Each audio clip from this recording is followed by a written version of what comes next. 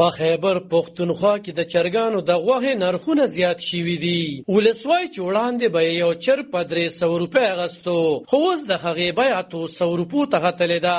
نو دوی نشي کولی چې د چرګ غوښه واخلي. بل خوا د چرګانو کاروباریان وایي چې د چرګانو فیډ او د روړلو خرچه زیاته شوې ده، خو د ګرانۍ له امله د دوی روزګارونه هم اغېزمن شوي دي. دا مهال په پښتونخوا صوبه کې د چرګ 1 کیلو غوښه په 395 روپۍ خرڅېږي او د دکاندارو د وینا تر مخه د یو چرګ وزن خوشه 2 کیلوګرامه وي. نو په دې حساب 800 روپۍ د یو چرګ بیه جوړیږي. خو د چرګانو اغستونکي ګاک وایي چې وړاندې به دوی د خپلو مېلمنو یا کور لپاره د څارو غوښه اغستلې، خو د هغې بیه 1500 روپۍ وه. نو د مجبورۍ نه د چرګ د غوښې استعمال شروع کړو او د زیاتې ګرانۍ له امله د دې بیې هم لوړې شوي دي.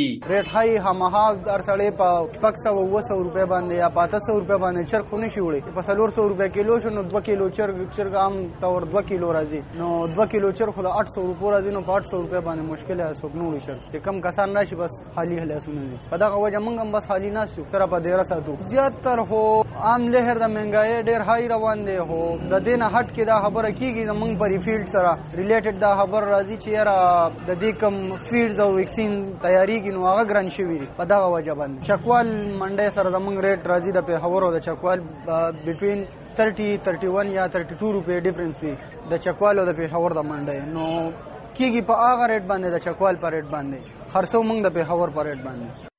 هر یو شی ګران شو جي اورو ته وګوره شنو ته وګوره هر یو شی په بر روان دې پیسو بجې د 3-4 چرګان کېدل اوس په 2 چرګان کې په دې پیسو اوس واړم دی او بل چرګان به 3-4 کې غټ په غون اګه په دې نیمو پیسو باندې 2 چرګان کېدل د کور په برابر او د 2 کورونو لپاره موږ نو دا اوس یو چرګ استعماليږي مخکې 2 دغه 395 روپۍ ریټ راله مرګري کور کې ملمانه راغلي دي.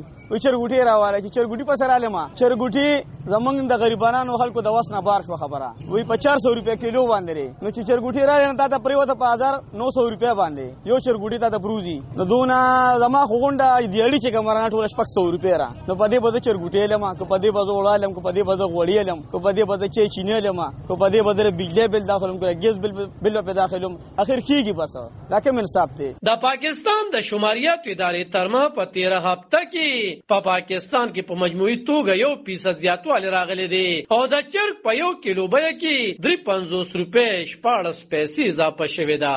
علب خان شیرپو دلبر نیوز 400 په خیبر